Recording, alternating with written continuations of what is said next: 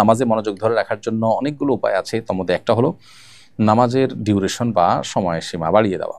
আপনি যেই নামাজ পড়তে 2 মিনিট বা 3 মিনিট লাগছে আপনার, সেই নামাজ পড়তে আপনি ডাবল সময় 5 থেকে 6 মিনিট 7 মিনিট ব্যয় করুন। যে নামাজ পড়তে আপনার 10 মিনিট লাগছে 4 রাকাত বিশিষ্ট নামাজ, সেটা পড়তে আপনি 15 মিনিট লাগানোর চেষ্টা করুন। ইনশাআল্লাহ দেখবেন নামাজের প্রতি মনোযোগ বাড়ছে। রুকুতে আপনি সচরাচর যে পরিমাণ সময় দেন তার চেয়ে বেশি সময় দেওয়ার চেষ্টা করেন। রুকু থেকে উঠে যে পরিমাণ অপেক্ষা করেন তার চেয়ে বেশি অপেক্ষা করেন। এভাবে আপনার নামাজের সময়সীমাকে বাড়িয়ে দিলে ইনশাআল্লাহ বিদিনিল্লাহ আপনার নামাজের প্রতি মনোযোগ বাড়বে। দ্বিতীয়ত, নামাজে যে দোয়া, জিকির এবং আল্লাহর কাছে যে সমস্ত নিবেদনগুলো আমরা পেশ করে থাকি, সেগুলোর বাংলা অর্থ যদি আমরা বুঝি এবং সেদিকে খেয়াল করার চেষ্টা করতে পারি, ইনশাআল্লাহ নামাজে মনোযোগ ধরে রাখা সহজ হবে। এরপরে প্রশ্ন করেছেন এমডি জাফর আহমদ। আপনি লিখেছেন, আমি সৌদি আরবে থাকি, রাস্তায় পরিচ্ছন্নতার কাজ করি। এখানে যারা রাস্তায় কাজ করে তাদেরকে অনেকেই টাকা পয়সা দেয়, খাবার দেয়। এই টাকা ও খাবার কি আমার জন্য গ্রহণ করা জায়েজ হবে?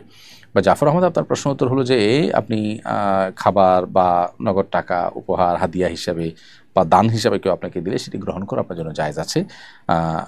যদি সে জাকাতের টাকা দেয়, যে টাকা দেয় সেটা যদি জাকাতের টাকা বলে দেয়, অথচ আপনি জাকাতের হকদার না, বরং আপনি আলহামদুলিল্লাহ যে টাকা আছে আপনার কাছে সে টাকা দিয়ে সংসার সুন্দরভাবে মাসে মাসে চলে এবং অতিরিক্ত বরং উদ্বৃত্ত টাকা আছে, অথবা টাকা না থাকলেও আপনার সচ্ছল, আপনি সোজা কথা সংসার চলে, তাহলে সেক্ষেত্রে আপনার জন্য জাকাত গ্রহণ করা জায়েজ হবে না, কারণ আপনি ফকির বা মিসকিনের কাতারে পড়েন না।